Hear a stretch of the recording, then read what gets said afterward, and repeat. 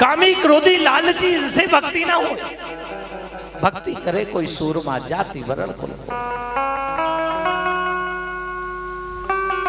मिटा दे अपनी हस्ती को गर मर्तबा चाहे, दाना खाक में मिलकर गुले गुलजार होता है।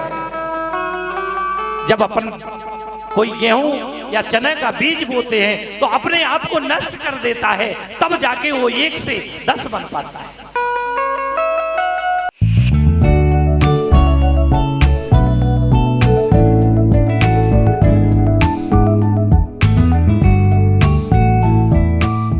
जिस दिन से कन्हैया ब्रज में आए, मथुरा में आए, उस दिन से ना खा रहे हैं और ना कुछ पी रहे हैं। सुबह से एक ही काम रहता है कि वृंदावन की तरफ देख करके, गोकुल की तरफ देख करके जमुना किनारे खड़े हो जाते हैं और नेत्रों से अश्रु की धारा बह रही है।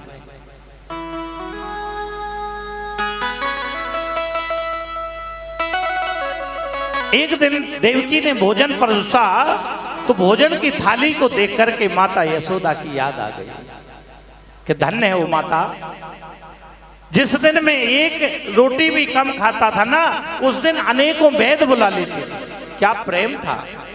और माता की याद आई और भोजन की थाली छोड़ करके कन्हैया घर से बाहर निकल करके और जमुना किनारे ब्रज की तरफ देखने लगे। बृहस्पति के शिष्य थे उद्धव, जो कृष्ण के परम मित्र थे। देवकी ने कहा वसुदेव जी से कि महाराज सुनते हो, मुझे कन्हैया की आदतें तो पता नहीं है, वो आखिर जिस दिन से आया है बड़ा उदास रहता है। यशोदा माँ तो कहती है कि वो दिन रात धमा चौकड़ी मचाता है, प्रसन्न रहता है, लेकिन जिस दिन से यहाँ आया है गुरु आश्रम से, न खा रहा है न पी रहा है, दिन रात उदास रहता है। कारण क्या है। उद्धव जी, वसुदेव जी ने उनसे कहा, बेटा कृष्ण के पास जाओ और जाकर कन्हैया से पूछो कि रोते क्यों, मेरे गोविंद आज तक इतना चिंतित क्यों रहते हैं। उद्धव ने कहा आप बिल्कुल चिंता न करें पिताजी, मैं अभी जाता हूं और जाकर के मैं पूछूंगा। और जैसे ही उद्धव ने श्री कृष्ण के महल में प्रवेश किया, देखा बैठे बैठे कृष्ण रो रहे। धन्य हो भक्ति, धन्य हो गोपियां, धन्य है भगवान कृष्ण के सखा, जिनकी भक्ति के कारण आज भगवान भी रोने को मजबूर है। हम परिवार के लिए रोते, हम पुत्र के लिए रोते हैं, लेकिन कभी भगवान के लिए रोएगा।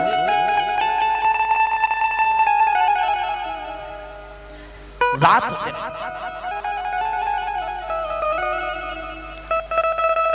उद्धव ने कहा आप बिल्कुल चिंता मत करो, मथुरा का में कोई तकलीफ है, यहाँ कोई कष्ट है। क्या सुंदर जवाब दे रहे हैं भगवान कृष्ण। कन्हैया कह रहे उद्धव मोए ब्रज बिसरत नाही, मैं 1000 बार प्रयास करके भी उद्धव ब्रज नहीं भूल पाता हूँ। ब्रज के सुख को स्मृति करके मेरे प्राण सुरक्षित क्यों हैं, मुझे ये भी पता नहीं, मेरे प्राण निकलते क्यों नहीं। उद्धव में रोता इसलिए हूं कि मेरे निर्मल मन के अंतरकरण वाले ब्रजवासियों के साथ मैंने कितना बड़ा धोखा किया। खाते पीते सोते बैठते उठते जागते नाचते, किसी भी परिस्थितियों में जिन्होंने मुझे चाहा। गोकुल का इतना बड़ा वैभव नंद बाबा ने एक पल में छोड़ दिया मेरी खुशी के लिए। मैं जरा सा दूध कम पीता था ना, तो मेरी मैया हजारों वेद बुला लेती। अरे उद्धव, मैं जब मुरली बजाता था तो हजारों गायें मुझे घेर करके खड़ी हो जाती थी।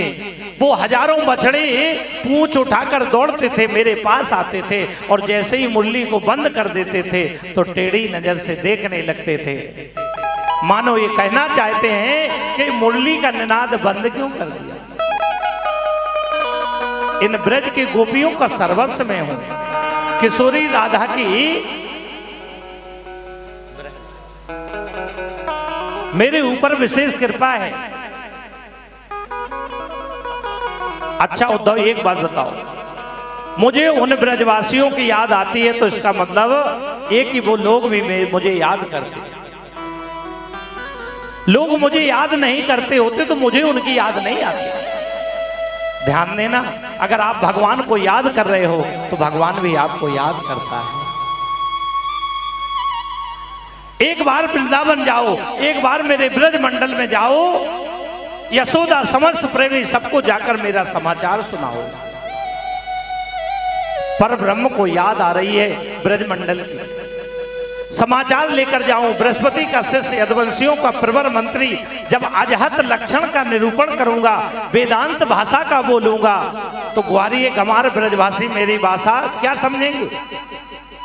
कृष्ण बोले, आहा, आपको गमार कर रहे हैं, आपको ब्रजवासी गमार लगते हैं। जिन गोपियों ने परब्रह्म को अंगुलियों पे नचा दिया, उन्हें उद्धव गमार कह रहा है।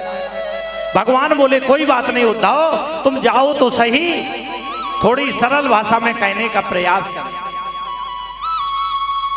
उद्धव ने कहा, आपकी आज्ञा सिरोधार करके मैं अभी जाता हूं और समझा के आ जाता हूं, आप तो ब्रह्म हो।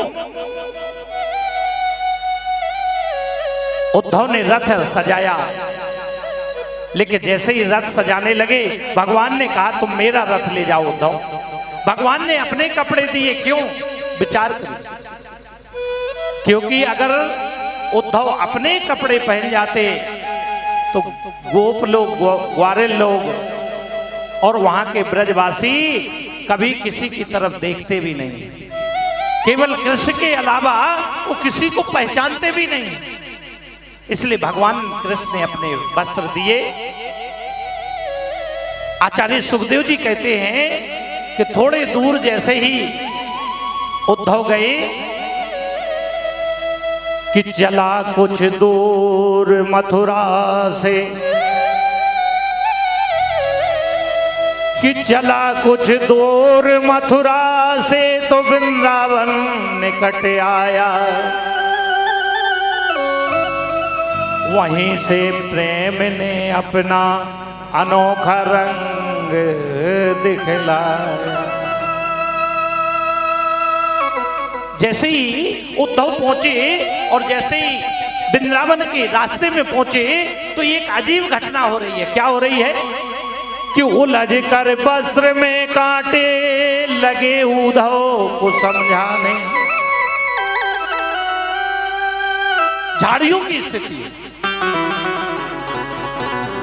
वहां की झाड़ियां के कांटे मानो उस वस्त्र में फंस करके कह रहे हो कि उलझ कर वस्त्र में कांटे लगे उद्धव को समझाने, और तुम्हारा ज्ञान का पर्दा फाड़ देंगे यहाँ के दीवाने।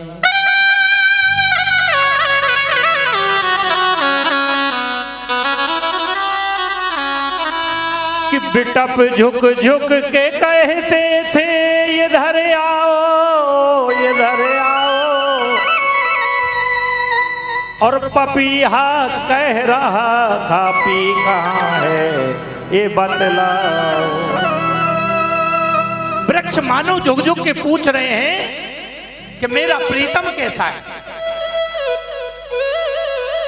अब आप विचार करें, जब जड़ वस्तुओं की ये हालत है, हजारों गायें रास्ते में आकर के घेर लेती है, और जब पता चलता है कि मेरा कन्हैया नहीं है, तो वापस चले जा रहे हैं।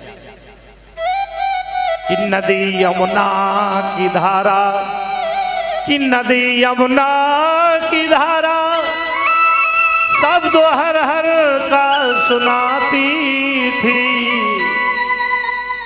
और भंवर झनकार से भी ये मधुर आवाज आती थी। उद्धव को कुछ समझ में नहीं आ रहा, ये हो क्या रहा है। जिस दिन से मेरा लाला गया है ना, जिस दिन से कृष्ण वृंदावन छोड़ के गए ना, मित्रों की परिस्थिति समझिए आप कैसी बन गई। छोटे छोटे ब्रजवासी, नन्हे नन्हे सखा, छोटे से ग्वाल, सूर्य निकलते हैं ना, और निकलते ही मथुरा के रास्ते में बैठ जाते हैं। क्या प्रेम था, एक ही आशा। अब आप हृदय में विचार करके देखिए, क्या आपका प्रेम भगवान से ऐसा है? ना पिता की चाहत, ना भूख की चाहत, ना भोजन की चाहत, ना किसी संसार वस्तु की कल्पना, केवल एक ही चाहत कि मैं सुबह जाऊंगा और मथुरा के रास्ते पर बैठकर कृष्ण का इंतजार करूंगा। लेकिन जैसे ही शाम हो जाती है ना, सारे बच्चे अपने घर चले जाते हैं कि आज कृष्ण नहीं आया। शाम को सोते हैं तो इसी आस में सोते हैं कि प्रातः काल फिर मथुरा के रास्ते पर बैठेंगे, मेरा कृष्ण आएगा, उसके दर्शन करेंगे। नित्य की भांति भी आज भी मथुरा के मार्ग पर ब्रज के ग्वाल सखा सब शांत बैठे थे, बार बार देख रहे लाला आ रहा होगा। आज उन ब्रजवासियों को रथ आता हुआ दिखाई दिया, एक सुंदर रथ आता हुआ दिखाई दिया, रथ की ध्वजा चमकी। अब ब्रजवासी दौड़े दौड़े, अरे हमारा लाला आ गया, हमारा लाला आ गया।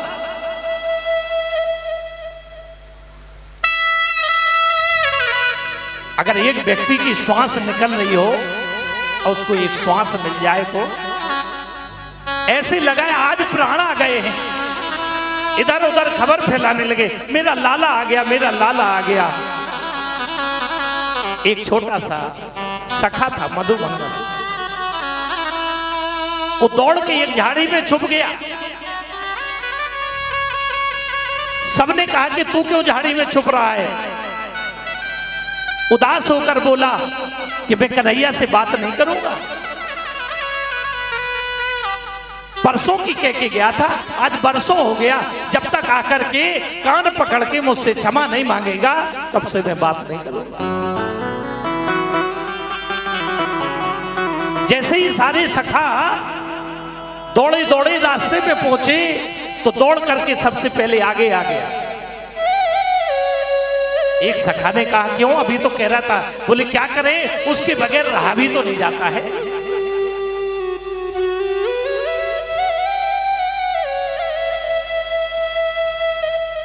जैसे ही सारे सखा आए और रथ को देखा, और जैसे ही उद्धव ने देखा कि हजारों सखा उनके चारों तरफ घेर के खड़े हैं, और जैसे ही उद्धव की तरफ, उद्धव ने कहा राम राम, जय श्री कृष्ण। सबने कृष्ण कहा, और कृष्ण कहा इसलिए ऊपर देखे, और जैसे ही देखा कि ये तो मेरा कन्हैया नहीं है।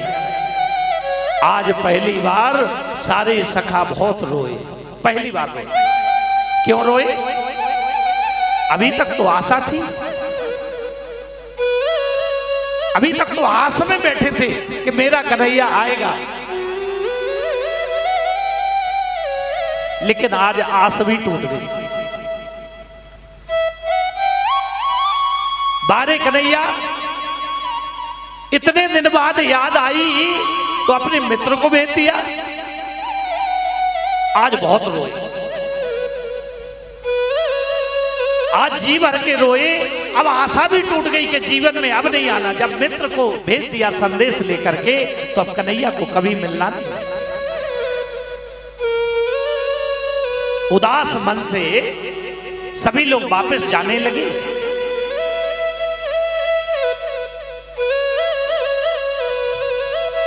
एक सखा से पूछा उद्धव ने, अरे भैया ये बताओ माता यशोदा का घर कहां है? ब्रजवासी बोले, उद्धव मां यशोदा का महल, ये जो पानी का पनारा देख रहे हो ना, क्या सुंदर वर्णन। ये जो पानी का पनारा है ना, इसको पकड़ के इसके किनारे किनारे चले जाइए। वो पानी का पनारा काहे का था? वो पानी का नहीं था, वो किसी नदी नाले का पानी नहीं बह रहा था। जैसे ही उद्धव उसको पकड़ के पहुंचे, और जहां पहुंचे तो हजारों गोपियां, हजारों गायें के रोने के अश्रु की जो धारा थी, वो धारा की, उस अश्रु की धारा ही वो पनारा बह रहा था।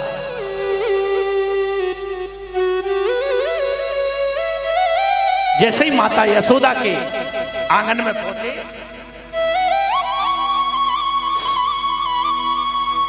आंगन में जैसे ही पहुंचे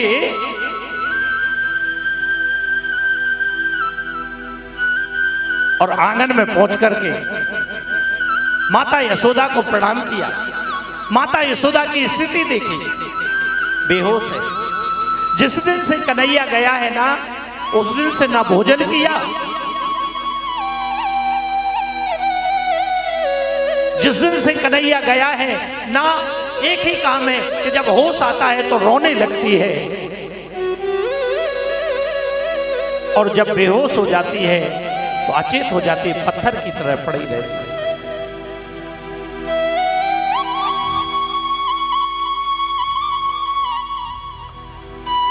जैसे ही उद्धव ने कहा कन्हैया, वो ये कहना चाहते थे मैं कन्हैया का मित्र हूं,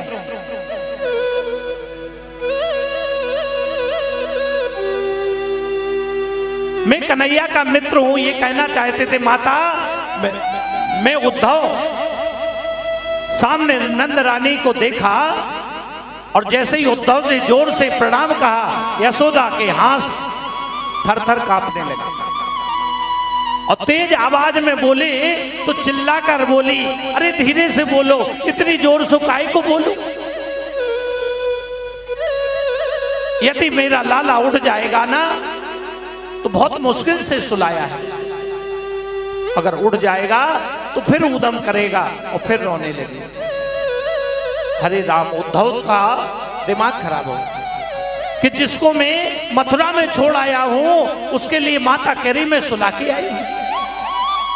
उद्धव ने कहा हे भगवान, जिन गोविंद को मथुरा में छोड़कर आया हूं, यशोदा बोल रही है पल्ला में सो रहा।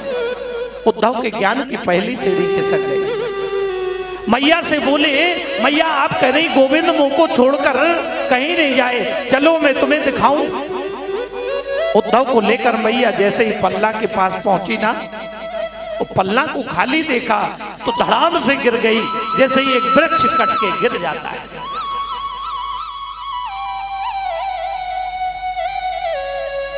उद्धव जी ने उसके चेहरे पे पानी आने डाला।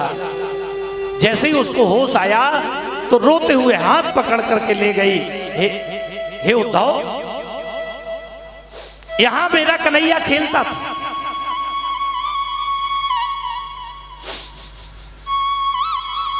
ये मेरी रसोई थी, रसोई के किनारे पर कन्हैया मांगता था माता मुझे 2 पकौड़ी दे दे। मैं निष्ठुर माता थी कि उसको 2 पकौड़ी भी नहीं देती।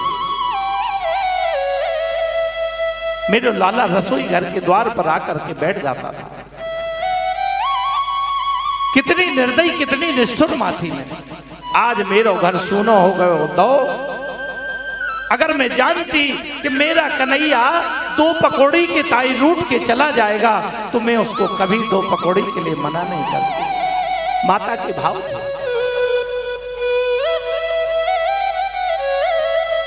कि धोर धरे अंग सोहत श्याम जो, कैसी बनी सिर चोनर चोटी, खेलत खात फिरे अंगना पग, पैजन बाजत पीरी कचोटी, बाछवी को रस खाने बिलोकत, भारती काम कला निधि कोटि, काग के भाग कहा कहिए, हरि हाथ से ले गो माखन रोटी। मैंने माखन रोटी जब लाला को दी ना तो लाला ठुमक ठुमक के आंगन में नृत्य करे, माखन रोटी खाए। उतना उड़ते हुए एक कौवा आया और लाला के हाथ से रोटी ले गया। गोविंद आंगन में लौट गया, मचल गया, मेरी रोटी कौवा ले गया, मेरे कौवा से युद्ध करूंगा। आज याद करती हूँ ये लीला तो मुझे लगता है शरीर में प्राण सुरक्षित नहीं। उद्धव एक बात ये मुझसे ज्यादा तकलीफ देती है, वो क्या? एक मिट्टी के मटकी फोड़ने के बदले मैंने लाला को उखल से बांध दिया। शायद इसीलिए लाला मुझसे रूठ के चला गया। परसों की बोल कर गया, परसों बीत गए। रात भर उद्धव माता यशोदा की बातों को सुनता रहा।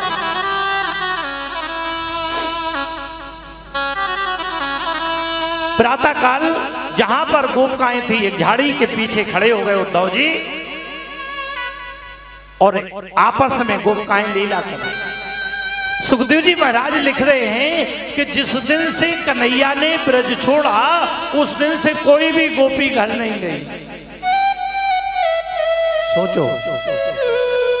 और इसके बाद कहते हो कि भगवान क्या करें, भगवान की कृपा नहीं। भगवान की कृपा किस पे होती है? ऐसे लोगों पे होती है। धन्य हो भक्त, धन्य हो गोपिकाएं जिनके लिए आज भगवान भी रो रहे हैं और भक्त भी रो रहे हैं। आज भी लोग गुरु की भक्ति करते हैं, उनके भी तो इष्ट है, उनके भी तो साकार हैं। क्या आपका प्रेम वैसा है? क्या आप कभी अपने गुरु के लिए रोए? जो एक सेकंड भी परमात्मा से अलग ना रह सके वो है गोपी। आज तो हम महीनों भी अगर पूजा नहीं करें तो हमारे मन में कष्ट भी नहीं होता है।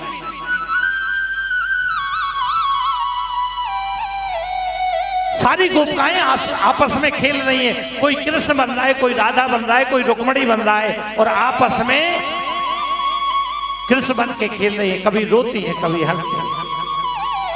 एक गोपी कह रही सुन, आज मुझे सपने में कन्हैया आया था। बोले क्या हुआ? सारी गोपिकाएं सुनने लगे। बोले क्या किया? बोले क्या हुआ? कि बोले कन्हैया सपने में आया और मेरी मटकी फोड़ी। मैं जब पीछे दौड़ के पकड़ने लगी तो मेरा सपना टूट गया, मेरी नींद टूट गई। एक ने कहा लाडली जी आज मेरे घर कन्हैया आए थे, बछड़ा चुरा कर भागने लगे, मैंने पकड़ने का प्रयास किया तो आंखें खुल गई। एक सखी हाथ जोड़कर बोली लाडली आज लाला मोको पनघट पर मिला था, जल की मटकी उठाकर मेरे सिर पर रख दी और पीछे पीछे मेरे घर तक आया और मैंने घर के पास पहुंचकर पीठ मुड़कर देखा तो लाला के दर्शन नहीं भये, मेरी आंख खुल गई। एक सखी जाती है और किशोरी से पूछती है किशोरी तू सच सच बताना, तुझे तो कन्हैया बहुत प्रेम करता था, तुझे सपना नहीं आता? क्या उत्तर दे रही है किशोरी? क्या उत्तर दे रही है किशोरी? क्या कह रही है? स्वप्ने पश्यन्त्या कांतम कि स्वप्ने पश्यन्त्या कांतम धन्यास्ता सखियो सीता अस्माकं तु गते कांते गता निद्रायपि बेरिणी। राधा ने कहा कि जो आप लोग धन्य हैं, जो आप भगवान को स्वप्न में देखते मेरे कन्हैया, लेकिन मैं अभागिन तो इतनी बेकार हूं, आपको प्रणाम है क्योंकि सपने में कन्हैया दर्शन देता। लेकिन क्या उत्तर दे रही है? स्वप्ने पश्यन्त्या कांतम, मुझे स्वप्न तो जब आए जब नींद आए, मेरी तो नींद ही बेरैन हो गई है और जिस दिन से कन्हैया गया है मुझे नींद ही नहीं आई आंखों में, तो सपना कौन सी आंख से देखूं? उद्धव के नेत्रों से जलधारा बहने लगी। धन्य है किशोरी, जिस दिन से कन्हैया गया है उस दिन से सोई नहीं, बरसों हो गए।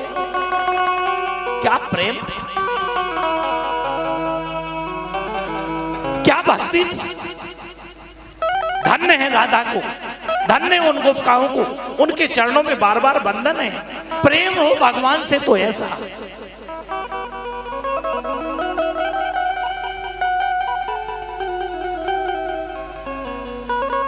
उद्धव जी ये सब देख रहे हैं, इतने में एक भौरा आया। भौरे क्यों बार बार हमारे पैरों पर गिरता है? क्यों बार बार आकर हमें तकलीफ देता है, तुम्हारी मूंछों में कुमकुम लगा है। इससे बात तो स्पष्ट हो गई कि तुम कृष्ण के मित्र हो, तुम उसी कपटी कृष्ण के दूत हो, हम सब जानते हैं। और आज का नहीं, वो जन्म जन्मांतर का कपटी है। भौरे से बोल रही है। भौरे ने कहा देखो कपटी नहीं बोलना मेरे गोविंद को। गोपी कहती है हम सब जानते हैं, क्या बिगाड़ा था बेचारे बाली ने, छुपकर उसे बाण मार दिया। क्या बिगाड़ा था राजा बलि ने, 3 पग 3 बिलांत के बोना बनकर गए, उसका सब लूट कर लिया। बेचारी सूर्पणखा ने प्रेम ही तो किया था, उसके नाक कान काट दिए। मोरध्वज ने प्रेम किया था, सिर पर आरा चलाना पड़ा। हरिश्चंद्र ने प्रेम किया था, डोम के घर बिकना पड़ा। राजा शिवी ने प्रेम किया, शरीर काट कर देना पड़ा। सच कहता हूं, भक्ति साधारण नहीं। कामी क्रोधी लालची इनसे भक्ति न हो। भक्ति करे कोई सूरमा, जाति वर्ण कुल हो। भक्ति तो मिटने का विषय।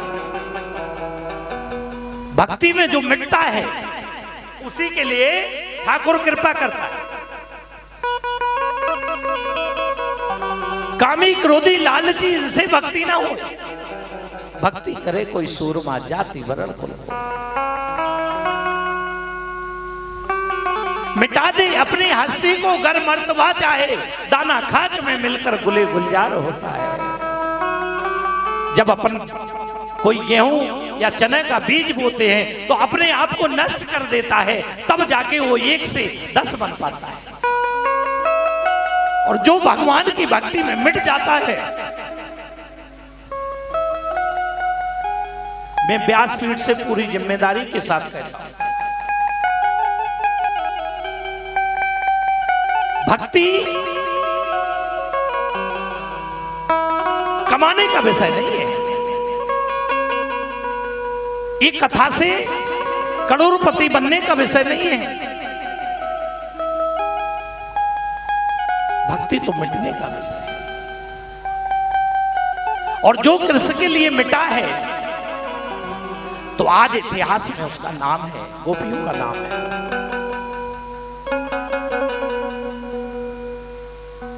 राजा शिवी ने प्रेम किया, शरीर पे आरा चलाना पड़ा। मीराबाई ने प्रेम किया, घर घर नाचना पड़ा।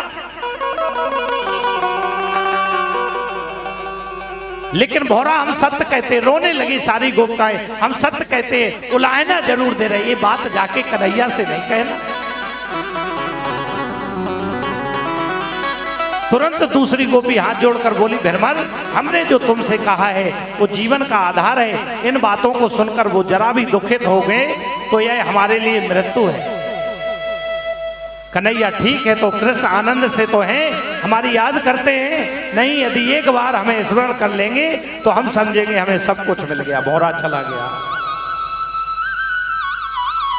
एक बार अगर वो मुझे याद कर लेंगे तो समझो मुझे जीवन का फल मिल गया। उद्धव जी उनके बीच में प्रकट हो गए, चरणों में प्रणाम करने लगे। निवेदन केवल इतना करता हूं कि श्री कृष्ण के प्रीतम मानकर आप पूज रही हो। वो कृष्ण तो साक्षात मैंने गुरुदेव बृहस्पति से जाना, वो तो ब्रह्म है। तुम लोग पागल हो गया? वो ब्रह्म है, वो हर जगह है। वो बिना पैरों का है, बिन पग चले सुने बिन कान। वो तो हर जगह है। और कर बिन करे, कर्म करे विधि नाना। आनंद रहित सदा रस भोगी। अरे वो तो हर जगह है, बिना पैर के चलता है। उस ब्रह्म को तुम इंसान मानते हो? एक गोपी टेढ़ी नजर करके उद्धव की तरफ बोली, उद्धव तुम्हारा दिमाग तो ठीक है? रो करके बोली, इन हाथों से मैंने माखन खिलाया, उसने अपने मुख से माखन खाया, और तुम कहते हो बिना मुख का है।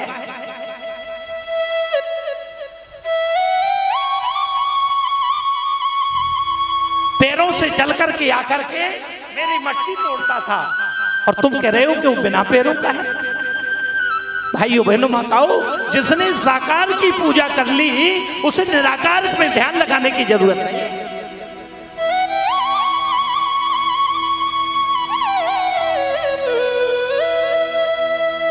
उद्धव बोले अपना मन उस परमात्मा में लगाओ जो हर जगह व्यापक है। बोले उद्धव कि उद्धव मन ना रहे 10-20, मन ना रहे 10-20, मन ना रहे 10-20,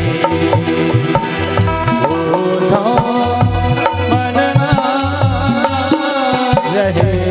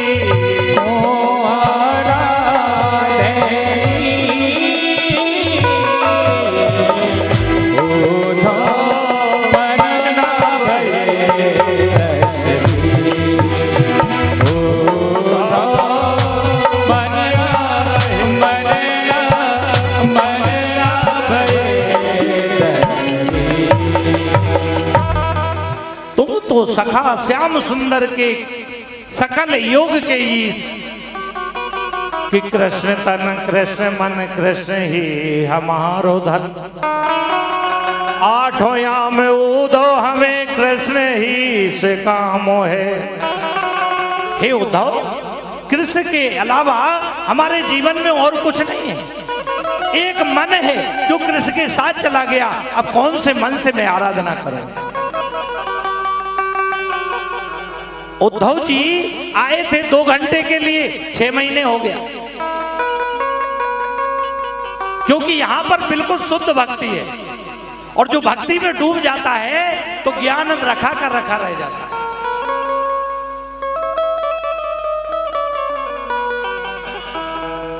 चरणों की धूल मेरे मस्तिष्क पर लगाई उद्धव ने कि उद्धव सुधव ही चलो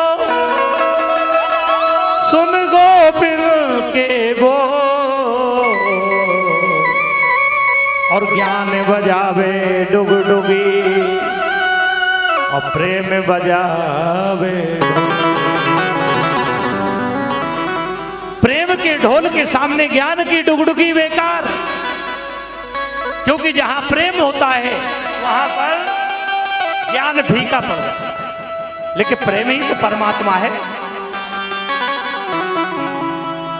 बोल कर गए थे 1 घंटे का और आज 7 महीने बाद कृष्ण भगवान के पास उद्धव आ रहे हैं, लुटे पुटे, बाल बिखरे हुए हैं, अपना पता नहीं है।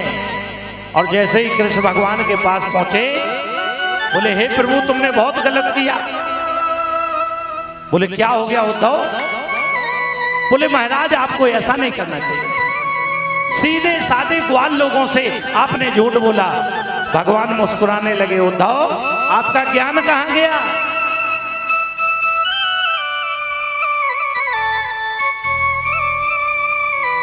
उद्धव से कहा कि उद्धव तुम अपनी आंखें बंद करो। और जैसे ही आंखें बंद की तो राधा बगल में बैठ गई। सारे गोपी और कृष्ण भगवान के पास में खेलने कूदने लगे। उद्धव से कहा आंखें खोलो। और जैसे ही उद्धव ने आंखें खोली तो सामने सब गोपों को देख करके उद्धव प्रसन्न हो गए। बोल वृंदावन बिहारी लाल की। जो भगवान से इतना प्रेम करता है उद्धव, वो मेरे से दूर नहीं रहता है।